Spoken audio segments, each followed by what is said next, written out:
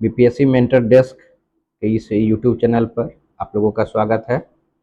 आज से हम लोग एक नए इनिशिएटिव की तरफ मूव किए हैं।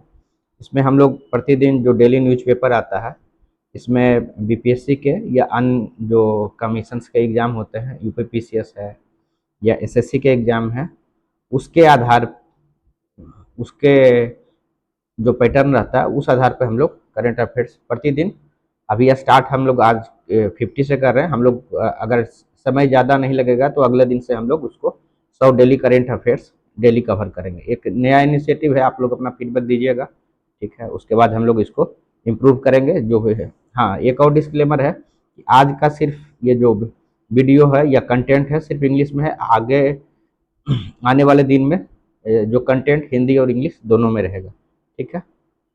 चलिए हम लोग बिना समय वेस्ट किए हुए हम लोग क्वेश्चन की तरफ बढ़ते हैं। फर्स्ट क्वेश्चन देखिए, ये है कि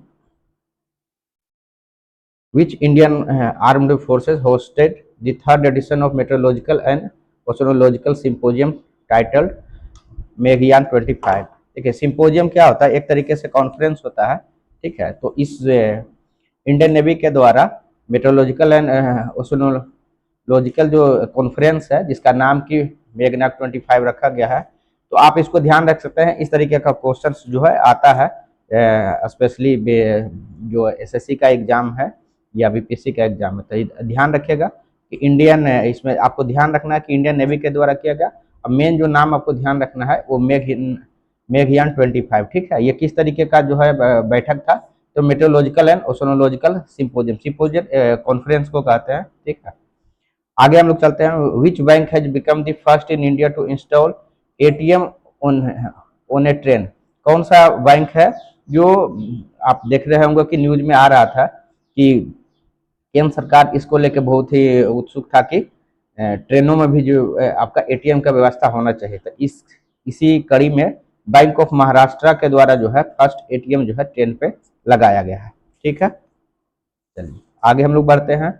under the maternity benefit act establishment with how many of more employees are required to provide a creche facility?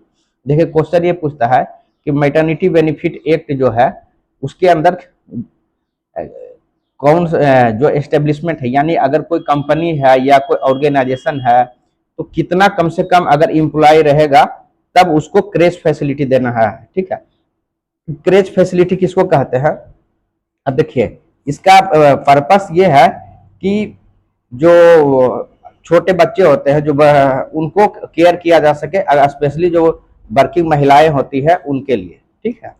तो अब जो मैटरनिटी बेनिफिट एक्ट आया था उसका पर्पस यही था कि जो महिलाएं काम करती है, घर से बाहर जाती है, क्योंकि उनके पास ड्यूअल रिस्पॉन्सिबिलिटी रहता है, घर भी चलाना है, बच्चे का भी देखभाल करना है और ऑफिस का भी काम करना है। तो ऐसे में एक कानून बना जिसके तहत जो कोई कंपनी है या ऑर्गेनाइजेशन है, ठीक है, अगर वो 50 या 50 से ज्यादा उसमें इम्प्लॉय है तो क्रेच फैसिलिटी देगा। क्रेच फैसिलिटी तो वहां पर क्या होता है, आप देखिएगा कि बच्चों को, छोटे बच्चे स्पेशली जो है, उनके लिए खेलने के लिए या किस तरीके से उनको खेल के माध्यम से उनका लर्निंग भी हो जाए और उनका समय भी जो है वो प्लेइंग में चला जाए या कुछ वो सीख भी ले, ताकि वो, और वो जो क्रेच फैसिलिटी होता है वो जहां वो काम करती है जिस ऑफिस में, उसके जस्ट या तो उसी ऑफिस में होगा या जस्ट नियर बाय होगा, ताकि जो महिलाएं हैं वो अपने बच्चे को भी वो केयर कर सकती है। अगर बीच में या किसी चीज का जरूरत लगता है तो वो जो क्रेच फैसिलिटी को जो देखभाल कर रहे हैं वो उनकी मदद को कॉल कर सकते हैं, ठीक है। तो ये बहुत ही नजदीक में रहता है। ये एक अच्छा स्टेप है केंद्र सरकार का, जिसके द्वारा कि हम लोग उसको मेंस में बहुत जगह हम लोग देखते हैं कि किस तरीके से क्वेश्चन आता है, या ऐसे में आप यूज करते होंगे कि वुमेन रिप्रेजेंटेशन को अगर बढ़ाना है या वर्कफोर्स को बढ़ाना है तो सरकार के द्वारा क्या क्या कदम उठाए जा रहे हैं, तो ये आप इन चीजों को यूज कर सकते हैं। जैसे बहुत जगह आप ऐसे में इन चीजों को भी देखते हैं कि आता है कि महिलाएं इंपावर तो हुई हुई है लेकिन दोहरे ड्यूअल जो रिस्पॉन्सिबिलिटी है, घर का भी बाहर का, उसके कारण उनका जो मेंटल फटीक हो रहा है। तो ये केंद्र सरकार का कोशिश है और बाकी राज्य सरकारों का भी कोशिश है कि उनको एक तरीके से मैटरनिटी बेनिफिट जो एक्ट है उसके तहत उनको क्रेच फैसिलिटी उनके बच्चे को दिया जाए, ताकि वो बच्चे का केयर जो है अच्छे से कर सके, ठीक है। चलिए आगे बढ़ते हैं। अगला question, which state government recently announced 100% scholarship for backward children. ठीक है, कौन सा राज्य सरकार है जो 100% जो है छात्रवृत्ति जो है बैकवर्ड चिल्ड्रन के लिए दिया है। तो ये सिंपल क्वेश्चन है, इसमें कुछ एक्सप्लेन करने जैसा नहीं है। आप ध्यान रखिएगा, इसका नाम है हरियाणा। ठीक है, नेक्स्ट क्वेश्चन है, माधापुर गेड़ organised recently in which festival. एक जो फेयर है ये किस राज्य में है। ठीक है, तो ये आप इसमें भी कुछ समझाने के लिए नहीं है, जस्ट आप उसको नाम ध्यान रख ले सकते हैं, ताकि अगर रिपीट क्वेश्चन होता है तो आप इसका आंसर लगा सकते हैं। वो है Gujarat. Which state government has recently honoured cultural heritage by changing the names of 15 place. अभी आप देख रहे होंगे कि बहुत सारे जो कल्चरल हम लोगों के हेरिटेज है उनका नाम जो है बदला जा रहा है। ऐसे में उत्तराखंड जो है रिसेंटली जो हम लोगों का सांस्कृतिक जो विरासत है, लगभग 15 जगह का जो है नाम जो है चेंज किया गया। आप ध्यान रख सकते हैं, अगर ये क्वेश्चन आता है तो उसका आंसर होगा उत्तराखंड। ठीक है, नेक्स्ट हम लोग बढ़ते हैं। एक क्वेश्चन है, a state of art research laboratory was recently inaugurated by union health minister JP Nadda at which institution. कह रहा है कि यूनियन जो हेल्थ मिनिस्टर हैं जेपी नड्डा, उनके द्वारा रिसेंटली कौन सा इंस्टीट्यूशन पे आपका state of art research laboratory जो है ऑर्गेनाइज किया गया। इसका आंसर है देखिए एम्स ऋषिकेश। पहले आपको ये जान लेना है स्टेट ऑफ आर्ट रिसर्च किसको बोलते हैं। तो कहने का मतलब होता है कि अगर कोई भी प्रोडक्ट है, कोई भी चीज है, कोई भी इनोवेशन है, तो उसका जो सबसे न्यूएस्ट टेक्नोलॉजी के साथ अगर कोई चीज हो रहा है उस प्रोडक्ट का, उसको बोलते हैं स्टेट ऑफ आर्ट रिसर्च। तो ये जो सबसे नवीनतम जो टेक्नोलॉजी है उसके साथ का ये आपका जो लैब है वो एस्टेब्लिश हुआ है कहाँ है, एम्स ऋषिकेश में। इनका उद्घाटन जो है किनके द्वारा किया गया, यूनियन हेल्थ मिनिस्टर। इस तरीके का क्वेश्चन पीसीएस एसएससी में आते रहता है। ठीक है, अगला क्वेश्चन हम लोग देखते हैं कि पालना स्कीम्स जो है, पालना schemes supports monitoring of creche compliance in the which. अभी हम लोग जस्ट ऊपर में पढ़े थे कि महिलाओं को जो है किस तरीके से उनके बच्चे के लिए आपका क्रेच फैसिलिटी दिया जाता है। तो हम लोग एक्ट पढ़े, तो उसी एक्ट के तहत ये फैसिलिटी जो है पालना स्कीम किया गया है। ठीक है, इसमें क्या है, थोड़ा सा अगर आप पालना स्कीम के बारे में थोड़ा सा और डिटेल से देखिएगा तो उसमें है कि जो 6 मंथ से लेके आपका 6 साल तक जो बच्चा है उनको जो है क्रेच फैसिलिटी जो है सरकार के द्वारा उपलब्ध कर। इसमें देखिए 2 तरीके का आपका फैसिलिटी है। ठीक है, पालना स्कीम में आप ध्यान रखिएगा 2 तरीके का है। एक क्रेच फैसिलिटी है जो इसको बोलते हैं स्टैंड एलोन। स्टैंड एलोन मतलब क्रेच फैसिलिटी आपका अलग से, जैसे कोई ऑर्गेनाइजेशन है तो वहां पर वो अलग से उनका क्रेच फैसिलिटी दिया हुआ है। दूसरा है सरकार के द्वारा, आप हर जगह देखते होंगे आंगनबाड़ी केंद्र, इसमें ये भी कवर है।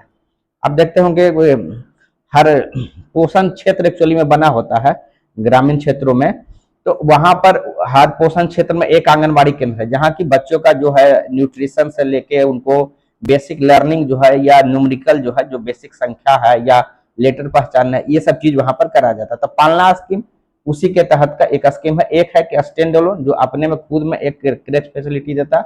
सेकंड जो है आंगनबाड़ी केंद्र भी इसके अंदर का ही है। ठीक है, चलिए। Which event brought together armed forces, expert policy maker, industry leaders to discuss India's national security under the theme Securing India's Rise Through Defense Reform।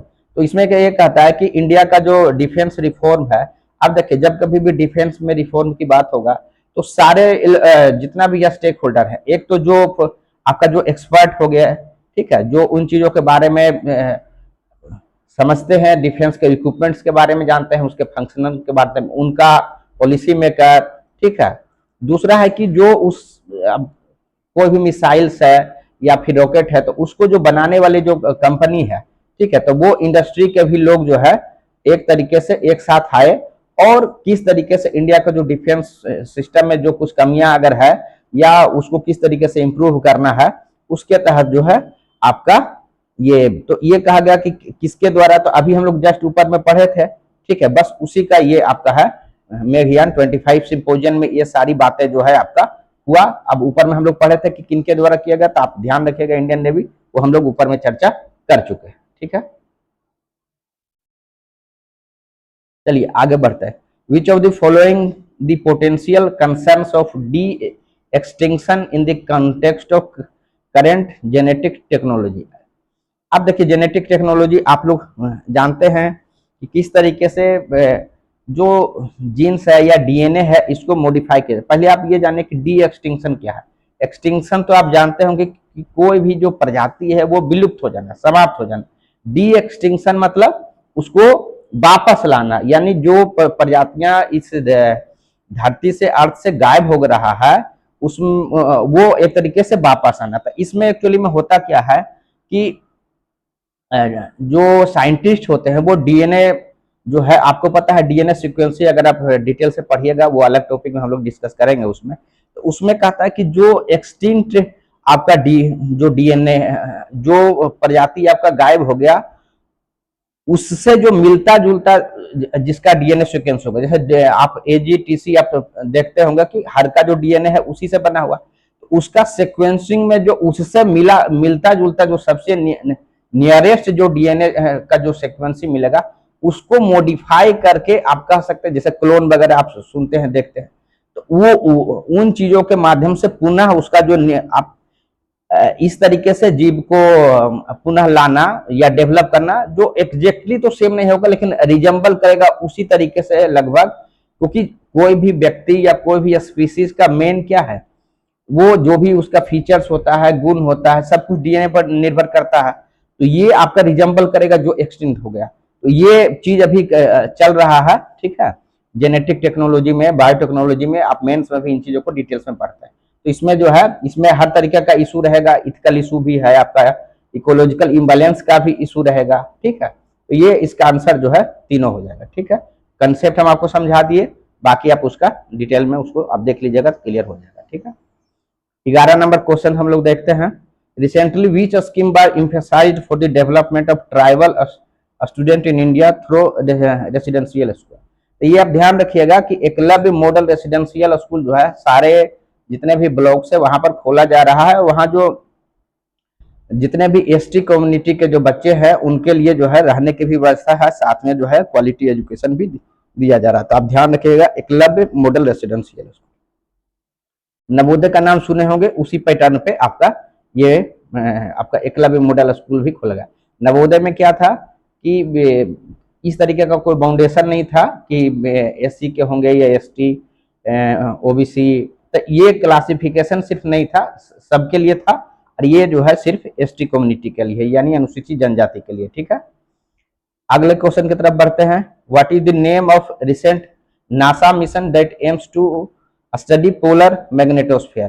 कहता है कि नासा का रिसेंट में कौन सा ऐसा मिशन हुआ जो अर्थ का जो पोलर मैग्नेटोस्फीयर है उसको जो है स्टडी करने के लिए गया। तो उसका नाम आप ध्यान रखिएगा, डायनेमिक। अगर मैग्नेटोस्फीयर अगर आपको पता है तो अच्छी बात है, नहीं पता तो हम थोड़ा सा बता देते हैं। सपोज कि ये अर्थ है, तो अर्थ के सराउंडिंग में जो आपका, या मैग्नेटोस्फीयर अर्थ के केस में हम अर्थ की बात कर रहे हैं, या कोई दूसरा एस्ट्रोनॉमिकल अगर कोई ऑब्जेक्ट है तो उसके केस में भी उसके चारों तरफ जो मैग्नेटिक फील्ड जो है उपस्थित होता है, ठीक है।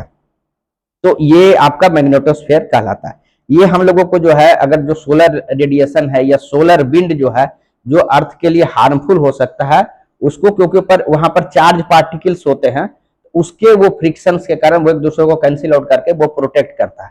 तो ये जो सिस्टम कैसे काम करता है और डिटेल से समझने के लिए नासा के द्वारा एक नासा का जो मिशन है उसमें डायनेमिक जो है छोड़ा गया है कि अर्थ का जो ये पोलर मैग्नेटोस्फीयर है उसको स्टडी करने के लिए। तो आप नाम याद रखिएगा, बाकी जो चीजें बताए अगर याद रह जाती तो अच्छी बात। विच Indian state top in availing benefits अंदर प्रधानमंत्री आवास योजना ग्रामीण स्कीम 2025। इसका अब देखिए, ग्रामीण क्षेत्रों में जो इसका एक क्राइटेरिया है कि किनको पुराने समय इंदिरा आवास के नाम से आप लोग जानते होंगे, लेकिन वर्तमान समय इसको प्रधानमंत्री आवास बोलते हैं। तो जो घर मिलने का जो संख्या है, सबसे अधिक जो मैक्सिमम बेनिफिट किस राज्य के द्वारा लिया गया, कौन सा राज्य, तो उसका नाम आपको ध्यान रखना है। आपको पता है कि ग्रामीण क्षेत्रों में जो जिनके पास अपना घर नहीं है, ठीक है, तो उनको केंद्र सरकार के द्वारा जो है 1,20,000 रुपया नॉर्मल रीजन में, और अगर हिली रीजन है तो वहां 1,30,000 रुपया, प्लस मनरेगा से कुछ लेबर पेमेंट आप अप्रोक्सीमेटली 1.5 लाख रुपया जो है पेमेंट किया जाता है। तो ये इसमें आपका एमपी जो है टॉप किया है। तो ये आपको ध्यान रखना है, क्योंकि संख्याओं का चीज है, हो सकता है एग्जाम में पूछे, ठीक है। और इस साल क्योंकि बहुत न्यूज में है प्रधानमंत्री आवास योजना, तो हो सकता है कि क्वेश्चन इससे संबंधित आ जाए, क्योंकि सरकार का फोकस है। देखिए, प्रधानमंत्री आवास योजना का लक्ष्य हर साल नहीं आता, कभी किसी साल आता है, कभी किसी साल नहीं भी आ सकता। सरकार अपना जिस अनुसार से बजट में प्रावधान करती है उस अनुसार से चीजें होती है। तो इस साल क्योंकि वो इस सरकार का फोकस बहुत है, तो इसलिए इससे क्वेश्चन आने का संभावना आपका रहेगा। ठीक है, अब देखिए कहता है एक रिपोर्ट आया है, ठीक है, उसके अंदर जो है इंडिया का टीएफआर कितना होगा। ये टीएफआर किसको बोलते हैं, टोटल फर्टिलिटी रेट। ठीक है, अब इसमें जो ध्यान देने वाला बात क्या है, देखिए एक होता है रिप्लेसमेंट लेवल की। सपोज किया जाए कि अभी इंडिया का जो पॉपुलेशन है वो कितना टोटल फर्टिलिटी रेट रहेगा, तो उतना ही बना रहेगा, ना घटेगा ना बढ़ेगा। यानी देखिए जनसंख्या कैसे बढ़ता है, कोई बच्चे जन्म लेते हैं और वो बैलेंस कैसे होता है, जब किसी की मृत्यु हो रही है। तो वो जो रेट है टोटल फर्टिलिटी रेट अगर 2.1 रहता है, तो इसका मतलब होता है कि वो जनसंख्या ना बढ़ रहा है ना घट रहा है। रिप्लेसमेंट नाम से भी आप समझ सकते हैं, रिप्लेस कर रहा है। तो अभी जो रिपोर्ट है उसके अनुसार से 1.9 हो गया, यानी जनसंख्या आप कह सकते हैं कि स्टेबलाइज हो रहा है। ठीक है, उसमें हम लोग मेंस के क्लास में अलग से देखेंगे कि किस तरीके से जो नॉर्दर्न स्टेट है वहां पर रिप्लेसमेंट लेवल अभी भी ज्यादा है। बिहार में जैसे अभी भी 3 के आसपास है, यानी बिहार यूपी जैसे राज्य का जनसंख्या बढ़ रहा है, जबकि साउदर्न स्टेट का अगर आप देखिएगा तो वहां पर जनसंख्या घट रही है। ठीक है, वो हम लोग मेंस में अलग टॉपिक भी अभी देखिए न्यूज में अगर आप देखते होंगे तो एक चलते रहता है, जो डिलिमिटेशन का इशू है, परिसीमन का इशू है। परिसीमन क्या होता है कि अगर किसी लोकसभा का क्षेत्र जो है निर्धारण करना कि कौन सा क्षेत्र कहां से कहां रहेगा, उसका संख्या कितना रहेगा। अगर आप बेसिक जानते होंगे तो जानते होंगे कि जनसंख्या के आधार पे निर्धारण होता है। अब देखिए हुआ क्या कि साउथ के स्टेट ने अपना जो ह्यूमन डेवलपमेंट का इंडेक्स है उस पर बढ़िया काम किया, अपने पॉपुलेशन को कंट्रोल किया। तो साउथ के स्टेट का अभी वर्तमान समय में ये कहा जाता है, उनके द्वारा ये पॉइंट उठाया जाता है कि हम लोगों के द्वारा बढ़िया कार्य किया गया, लेकिन जब परिसीमन होगा तो हम लोगों का सीट कम जाएगा, क्योंकि जनसंख्या पर आधारित है। हालांकि जो होम मिनिस्टर है अमित शाह है ऑनरेबल, तो उनके द्वारा यह आश्वासन दिया गया है कि साउथ का सीट जो है नहीं घटेगा।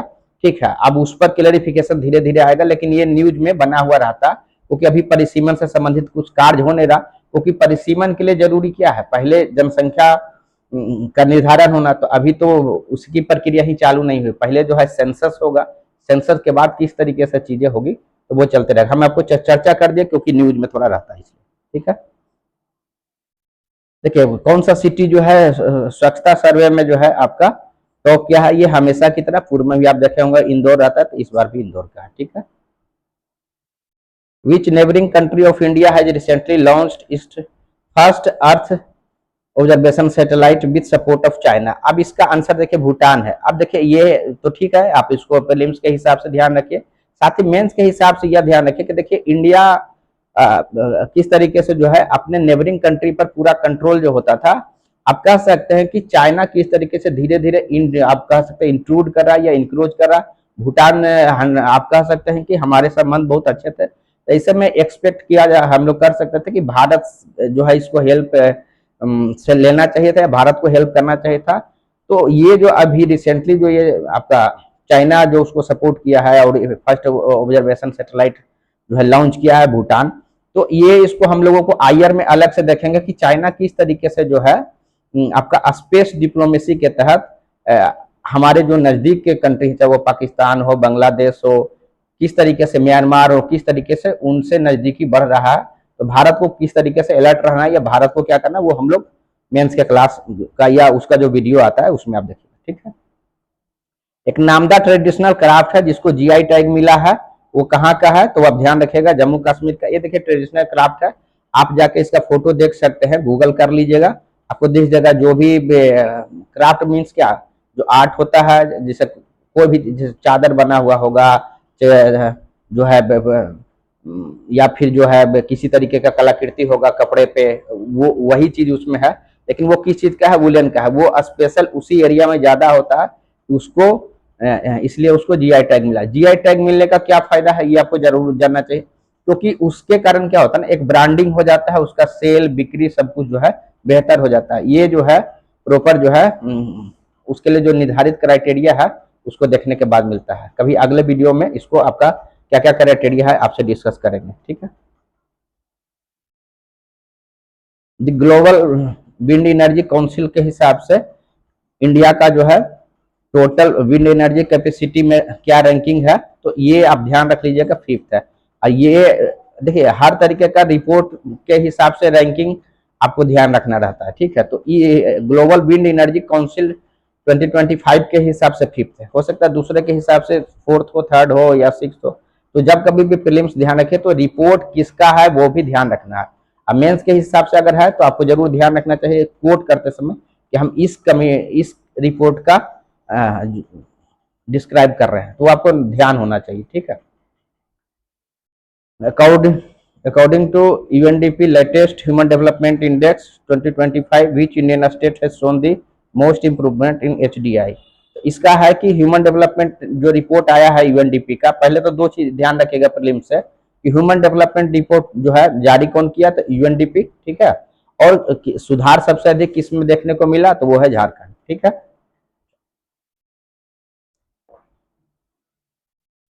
Which Indian institution launched the AI model Bharat GPT for Indic language support, ठीक है। ये जो है आपका आईआईटी मद्रास है। इंडिक लैंग्वेज किसको बोलता है, ये इंडो यूरोपियन लैंग्वेज का ही एक पार्ट है, जिसके अंदर आपका हिंदी है, उर्दू है, आपका बंगाली है, इस तरीके के लैंग्वेज जो है आते हैं। तो ताकि आपका रीजनल लैंग्वेज को जो है डेमोक्रेटाइज जो है किया जाए, क्योंकि अब जैसे जितना भी आपका डिजिटल सिस्टम है या एआई का यूज है तो जनरली सब इंग्लिश में है, तो लेकिन अगर इस तरीके का आपका मॉडल आ जाएगा जो इस फॉन्ट को भी समझ सकता है, तो ग्रामीण क्षेत्रों के लोग भी उन सिस्टम का यूज कर सकते हैं। तो आप कह सकते हैं कि लोकल भाषा में भी जो है एआई को स्प्रेड करने के लिए, ताकि जिनको हिंदी आता है या बंगाली आता है वो भी चैट जीपीटी है या फिर अन्य तरीके के जो प्लेटफॉर्म है उनका यूज कर सकते हैं। तो ये किसके द्वारा डेवलप किया गया है, भारत जीपीटी जो है वो है आपका आईआईटी मद्रास, ठीक है। Which country recently become first to approve lab grown product, ठीक है। कौन सा कंट्री है जो कि जनरल प्रैक्टिस में हम लोग जो है आपका जो नेचुरल जो मीट है उसको ये करते हैं। अब यहाँ फर्स्ट टाइम जो है यूएसओ में जो अमेरिका में जो है आपका लैब में जो है मीट का प्रोडक्शन किया गया है और उसको कमर्शियल सेल के लिए जो है आपका अप्रूवल मिला है, ठीक है। तो ये आप ध्यान रखिएगा यूएसओ, ठीक है।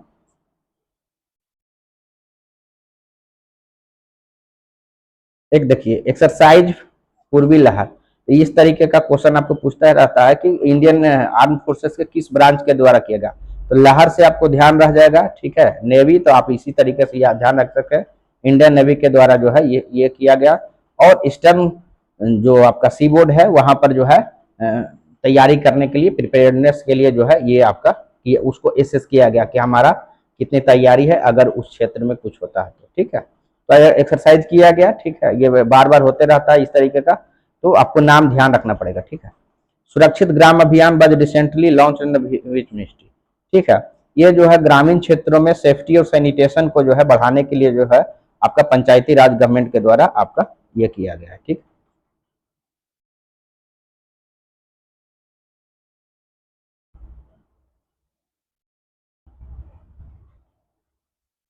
Which Indian state UT has become first to become 100% coverage of Ayushman Bharat card issuance?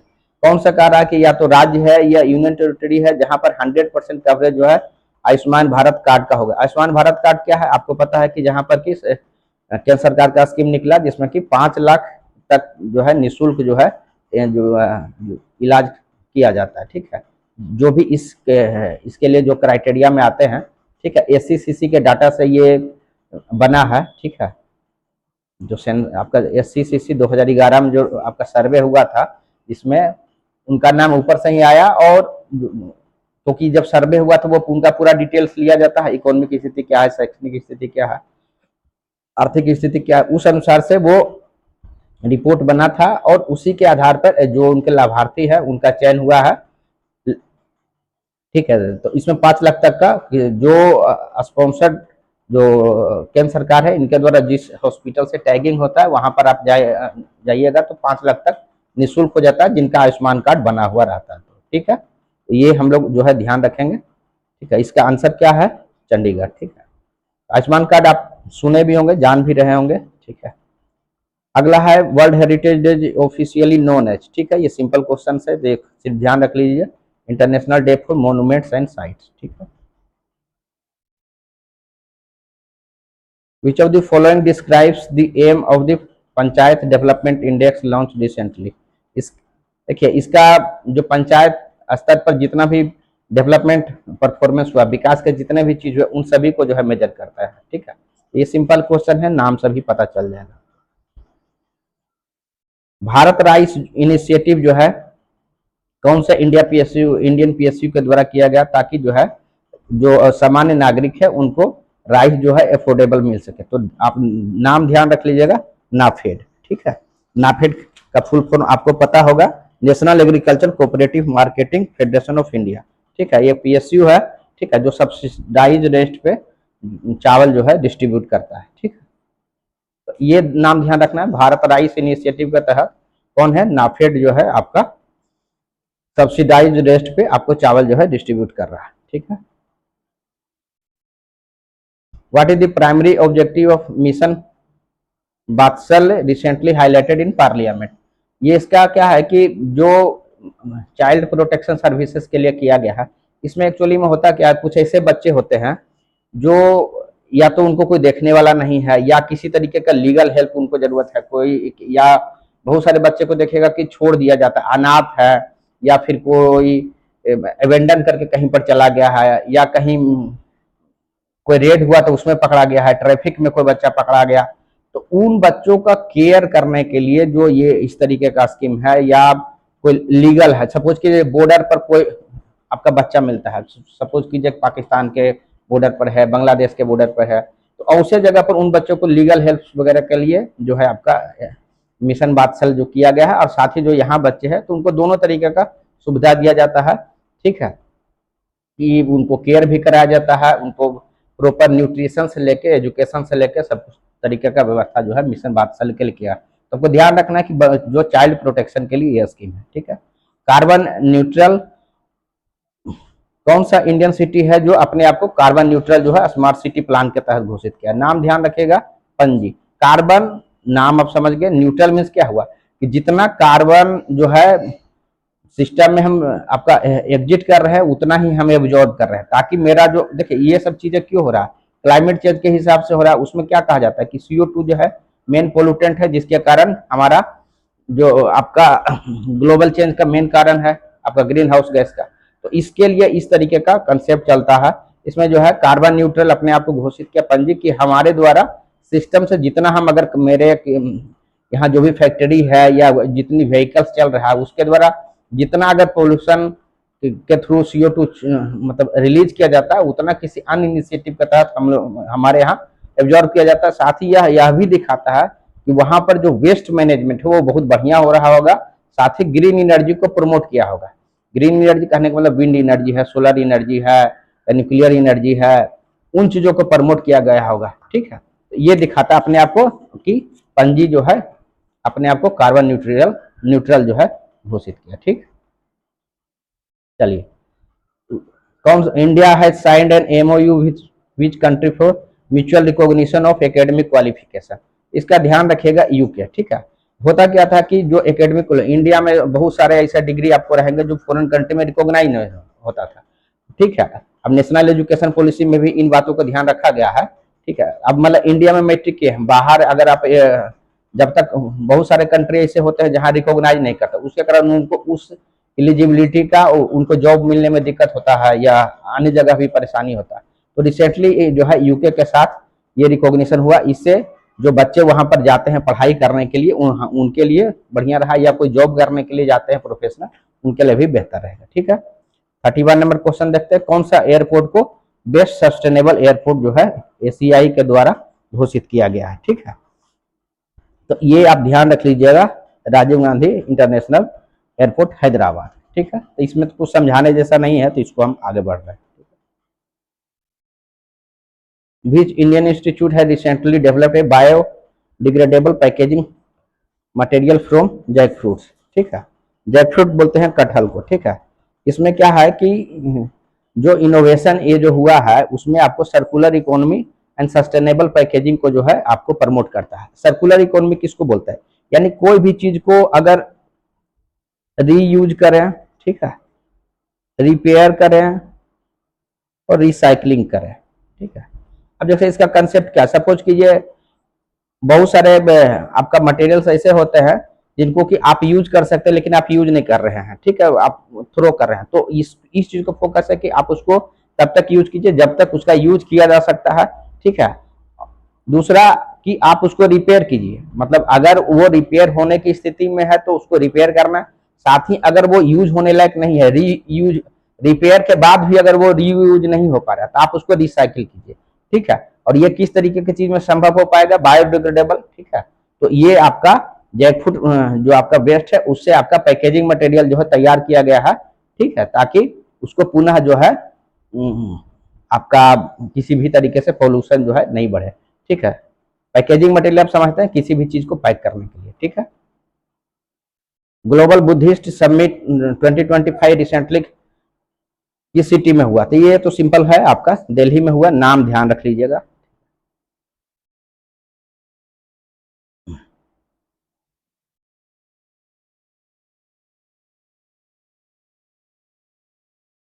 इसमें एक है कि state of world population report जो है किसके द्वारा रिलीज किया गया, ये भी बहुत इंपॉर्टेंट है। इसका डेटा भी कभी कभी बीपीएससी में पूछता है, ठीक है। इसमें तो इस क्वेश्चन में डेटा तो नहीं है, तत्काल आप इसको ध्यान रख लीजिए, यूनाइटेड नेशन आप पॉपुलेशन फंड, ठीक है, यूनाइटेड नेशन पॉपुलेशन फंड इसका नाम है, इसको आप ध्यान रख लीजिएगा, ठीक है।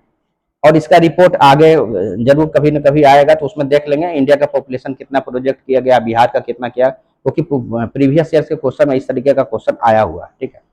Recently India and which country being begin discussion on expanding cooperation in lithium triangle. देखिए कहता है कि लिथियम देखिए बहुत ही जरूरी है, क्योंकि इंडिया क्या हो रहा है, आपका आप कह सकते हैं इलेक्ट्रिकल व्हीकल जो है उसके तरफ मूव कर रहा है, उसमें जो बैटरी लगते हैं वहां पर उसके लिए बहुत जरूरी होता है लिथियम। आपको पता है कि लिथियम का यूज बैटरी में होता है, तो इसमें जो है इंडिया जो है आपका कोशिश किया है कि उसके साथ डिस्कशन। देखिए लिथियम सबसे अधिक पाया जाता है, आप कह सकते हैं कि 3 कंट्री है, अर्जेंटीना, बोलीविया और चिली, ठीक है। अर्जेंटीना, बोलीविया, अगर आप साउथ अमेरिका का मैप देखे हैं तो आप देखिएगा कि चिली इस साइड है, बोलीविया है, अर्जेंटीना है, तो ये इस तरीके से ट्रेंगल जो है यहाँ पर बना हुआ मैप में आप देखिएगा, ठीक है। तो अर्जेंटीना, बोलीविया, चिली, ये भी ध्यान रख ले कि आपका लिथियम ट्रेंगल में कौन से 3 कंट्री हैं, और इंडिया डिस्कशन क्यों चालू किया है, क्योंकि इससे उनको लिथियम मिले, ताकि जो भारत का एक लक्ष्य है कि रिन्यूएबल एनर्जी की तरफ मूव करना, साथ ही जो है क्लाइमेट चेंज का भी गोल है, तो ये सारा चीज फुलफिल तब हो पाएगा जब हमारे यहाँ आपका इलेक्ट्रिक व्हीकल्स पर मूव करेंगे। अभी हमारे क्या जो मेजर पोल्यूटेंट है व्हीकल से होते हैं, वहां हम लोग यूज करते हैं डीजल, पेट्रोल, तो ये चीज हो पाएगा। इसके लिए जरूरत क्या पड़ेगा, बैटरी के लिए लिथियम, तो ये इंडिया जो है कोशिश कर रहा है, ठीक। Supreme court recently ruled that the power of arrest under PMLA must be based on, ठीक है। अब इसमें यह कहता है कि सुप्रीम कोर्ट रिसेंटली जो है एक आदेश दिया है जिसमें कहता है power of arrest under must be, कहता है कि पहले क्या था कि जो अरेस्टिंग होता था पीएमएलए को, इसमें जो एक्ट में वो लिख दिया गया था कि किसी तरीके का जो है उसको कोर्ट में चैलेंज नहीं किया जा सकता, लेकिन सुप्रीम कोर्ट इधर एक जजमेंट दिया है जिसमें बोला कि उसको जुडिशियल रिव्यू किया जा सकता है, ठीक है। तो ये कि अगर किसी को आप अरेस्ट कर रहे हैं तो वो ड्यू प्रोसेस फॉलो किया है या नहीं किया है, या सरकार किसी को जो है पॉलिटिकल आप कह सकते हैं वेंडेटा के तहत, यानी राजनीतिक रूप से किसी को तंग करने के लिए या प्रेशर करने के लिए तो नहीं किया, इसलिए जुडिशियल अगर आप अरेस्ट किए हैं तो उसमें दिक्कत नहीं है, लेकिन वो सही तरीके से अरेस्ट भी हुआ है या नहीं, या आर्बिट्रेरी ढंग से हुआ, तो कोर्ट उसको जुडिशियल रिव्यू कर सकता है अगर वो पर्सन वहां पर जाता है कोर्ट में अपील करता है तो, ठीक है। तो ये चीज है। पीएमएलए क्या है, prevention of money laundering act, ये 2005 में देखिए ये कानून बना था, ठीक है। इसके अंदर होता क्या है कि मनी लॉन्ड्रिंग को रोका गया, मनी लॉन्ड्रिंग को रोकने के लिए एक्ट बना था। मनी लॉन्ड्रिंग क्या होता है, मनी लॉन्ड्रिंग होता है कि अगर सपोज कीजिए कि कोई क्रिमिनल्स है, वो गलत तरीके से इलिसिट तरीके से पैसा कमाया, ठीक है, तो हो सकता है ट्रैफिकिंग से कमाया या फिर जो है स्मगलिंग से कमाया, तो इन चीजों से अगर पैसा कमाए, अब इसको क्या करते हैं कि इसको धीरे धीरे ये लोग कोशिश करते हैं कि इसको व्हाइट मनी में तब्दील करने का, तो ये प्रोसेस दो तीन तरीके का इसमें आपका प्रक्रिया अपनाया जाता है, ठीक है। तो फर्स्ट कहते हैं प्लेसमेंट, ठीक है, प्लेसमेंट, लेयरिंग,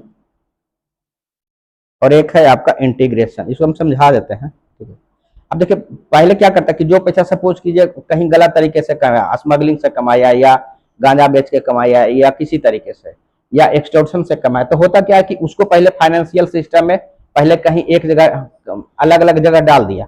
अब उसको क्या करता है कि इतना अकाउंट में वो ट्रांसफर करते जाएगा। सपोज कीजिए कि देखते हैं कि बहुत बार देखिएगा बहुत गरीब आदमी पकड़ा जाता है इन चीजों में। अब बहुतों का अकाउंट जो है खुल गया है, अब उससे कोई कांटेक्ट करेगा कि हम आपके अकाउंट में इतना पैसा ट्रांसफर करते हैं, आपको बदले में हम 100 रुपया दे देंगे, 500 दे देंगे। तो इस तरीके से वो हजारों आदमी का जो है अब नेटवर्क बनाए हुआ रहता है, और वो एक जगह जो पैसा मिला उसको इतना जगह डिस्ट्रीब्यूट कर देगा, इतना लेयर कर देगा कि पता करना मुश्किल होता है।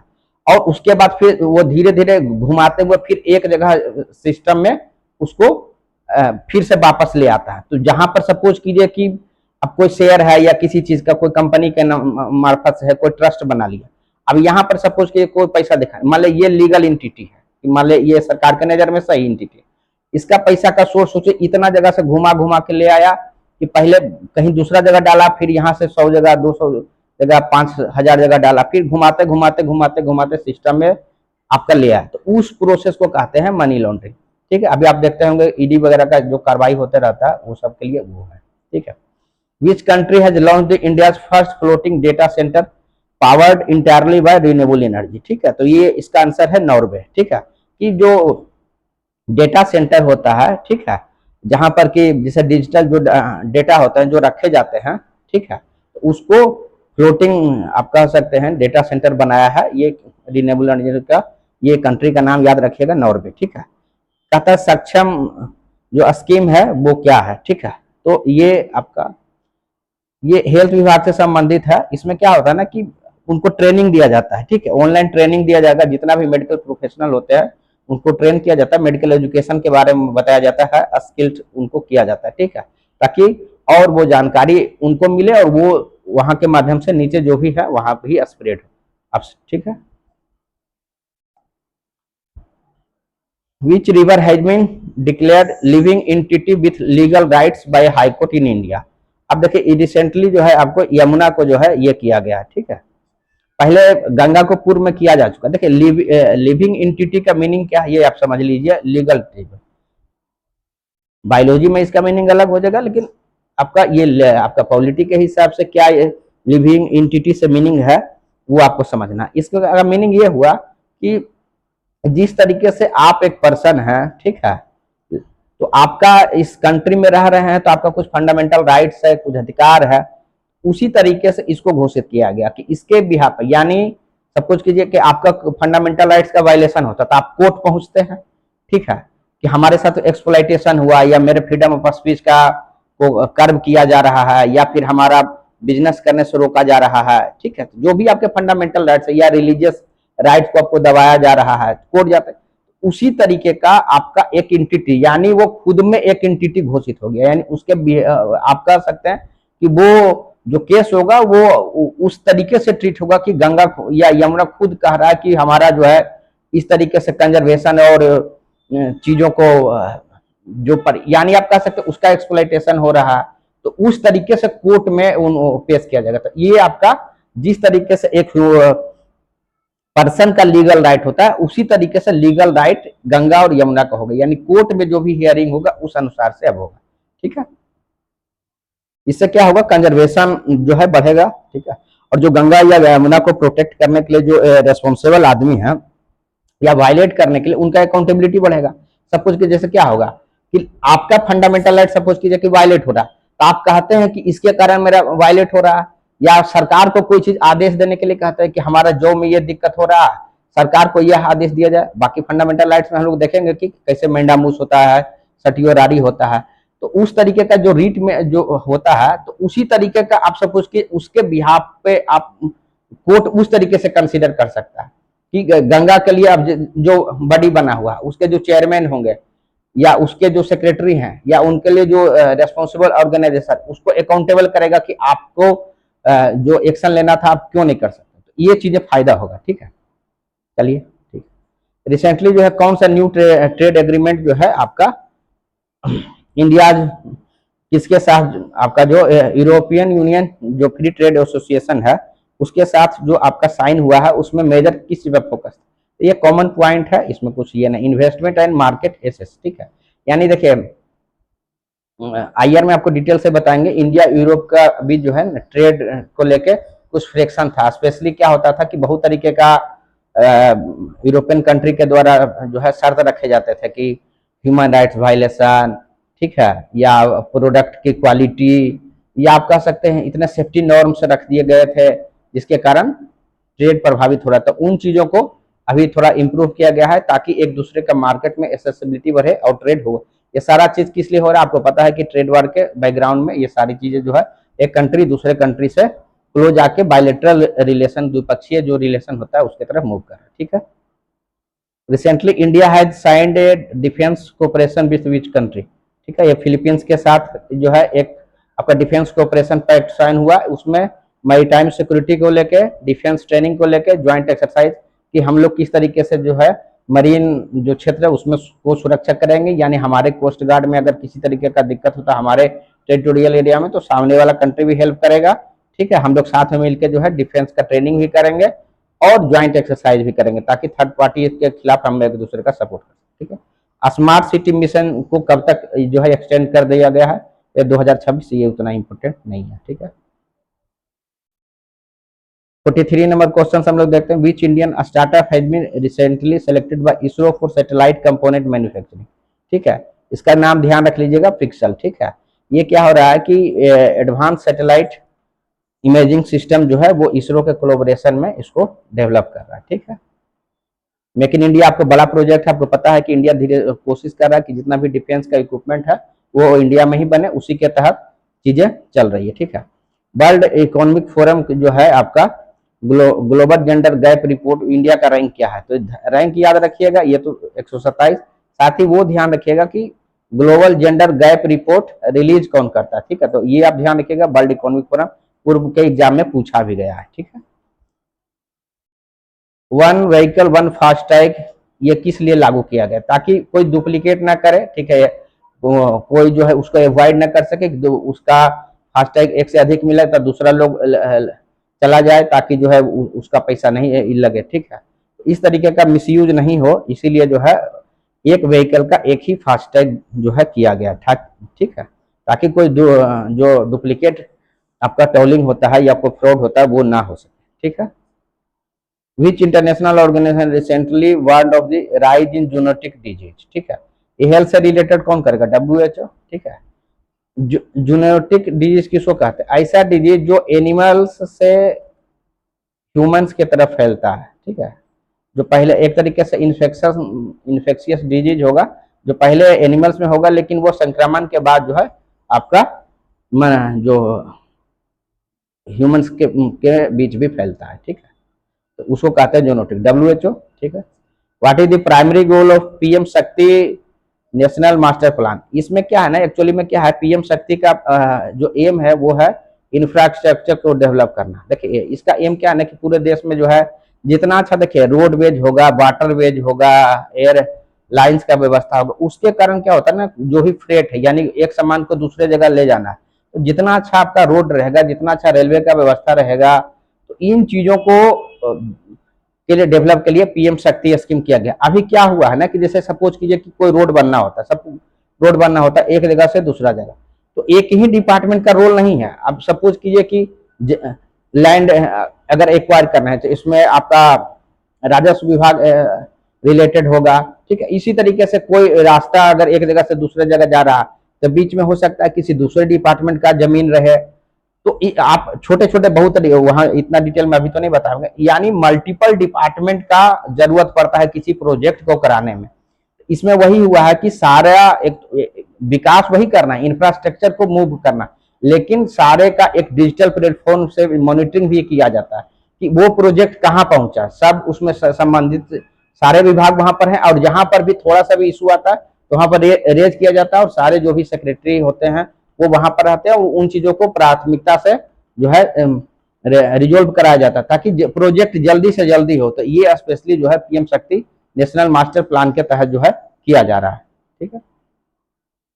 48 which who has recently been appointed chairperson of national commission for women। तो ये नाम है, इसमें कुछ समझाने जैसा नहीं है। ठीक है। रूपाली चक्रवर्ती, नेशनल कमीशन ऑफ वुमेन, आपको पता है कि महिलाओं के साथ किसी भी तरीके का अगर समस्या आती है या उनके साथ कोई एट्रोसिटी होता है या कोई एक्सप्लॉइटेशन होता है तो नेशनल कमीशन फॉर वुमेन में वो जाके आवेदन करती है, उस पर कार्रवाई फिर होता है। India recently launched world first mission to study air pollution at this city via satellite. Satellite के माध्यम से जो एयर पोल्यूशन होता है इसको जो है स्टडी करने के लिए फर्स्ट मिशन जो है लॉन्च किया गया, उसका नाम क्या है?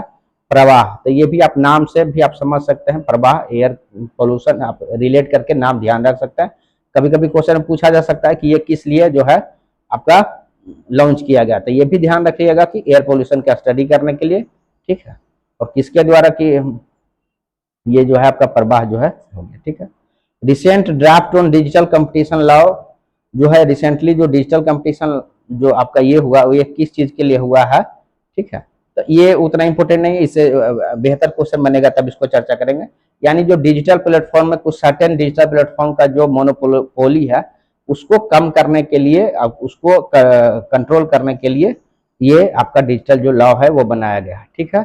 तो ये मेरा फर्स्ट लेक्चर है, ये डेली बेसिस पर करंट अफेयर्स का हम लोग कोशिश करेंगे कि 50 क्वेश्चन या जैसा रहेगा 100 क्वेश्चन के साथ आपके साथ उपस्थित होंगे। आज जो क्लास हुआ उसका आप लोग फीडबैक दीजिएगा। साथ ही अगर आपको लगता है कि यूजफुल है तो जरूर अपने साथी के बीच इसको जरूर शेयर कीजिए, सब्सक्राइब कीजिए चैनल को, ताकि अधिक से अधिक लोगों का सपोर्ट रहेगा तो हम इसको बेहतर कर सकते हैं और आपका जितना अच्छा फीडबैक आएगा हम उसको इम्प्रूव कर सकते हैं। ठीक है। तो ये मेरे तरफ से आज का ये फर्स्ट लेक्चर जो है हम इसको कंप्लीट कर रहे हैं। आप लोग का फीडबैक जो है एक्सपेक्ट करेंगे कि उसमें फीडबैक दीजिए ताकि हम लोग उसको आगे इंप्रूव कर सकें, या किसी अन्य सब्जेक्ट से आप लोगों का कोई डिमांड है, कोई टॉपिक का डिमांड है किसी भी सब्जेक्ट का कोई भी टॉपिक पर, तो वो हम लोग करेंगे। साथ ही ये भी बताते हैं कि आज से प्रतिदिन किसी न किसी एक सब्जेक्ट का डिटेलिंग के साथ आपके साथ एक लेक्चर जाएगा। ठीक है। जो एडिटोरियल में रहता है, आप सब कुछ के 10 एडिटोरियल आता है, तो मेरा स्टाइल क्या होगा कि हम 10 एडिटोरियल कवर नहीं करेंगे, लेकिन एक एडिटोरियल करेंगे, लेकिन उसको पूरा गहराई से कवर करेंगे ताकि वो टॉपिक आपको फिर दोबारा देखने का उतना जरूरत नहीं पड़े। आप ट्रम्प का जैसे है तो अब डेली आता रहेगा, तो आप अगर डेली उतना देखिएगा तो आपके पास समय नहीं मिलेगा, फिर बाकी आपका जो कोर सब्जेक्ट है आप नहीं पढ़ पाए। न्यूज़पेपर जो है कहने में आसान लगता है, डेली आप अगर पढ़िएगा बहुत समय चला जाएगा। ठीक है। तो पढ़ना है, लेकिन एक, क्योंकि देखिए जो न्यूज़पेपर लिखा जाता है वो दूसरे तरीके से, क्योंकि उनको तो डेली देना है, लेकिन आपको एग्जाम के व्यू से आपको तैयार करना है। तो एक बार टॉपिक को पढ़िए, पूरा क्लियर कीजिए, बाकी फिर 2 दिन 4 दिन के बाद फिर कोई सिमिलर एक एडिटोरियल आता है पढ़ लीजिए, ताकि बीच का जो डेवलपमेंट है आप उसको उसमें ऐड कर लीजिए। उसके बाद अगर आप करंट अफेयर्स में भी कुछ छूटा हुआ है आप उसका मैगजीन भी पढ़ लीजिएगा तो कवर हो जाएगा। लेकिन अब डेली आते रहेगा टैरिफ के बारे में, डेली आते रहेगा एक ही टॉपिक के बारे में, तो आप कितना उसको पढ़ पाइएगा? 5 न्यूज़पेपर है, 4 न्यूज़पेपर है, तब वो प्रैक्टिकली संभव नहीं हो पाता है। ठीक है। तो ये मेरा सजेशन है, और अगर आप लोग कैपेबल है तो आप कर सकते हैं, उसमें कोई रोक नहीं है, लेकिन जो मेरा सजेशन है वो हम आपसे बताएं। ठीक है। Thank you, thank you. कल फिर मिलते हैं। काइंडली आप लोग जो है चैनल को जो है लाइक सब्सक्राइब कीजिए। Thank you.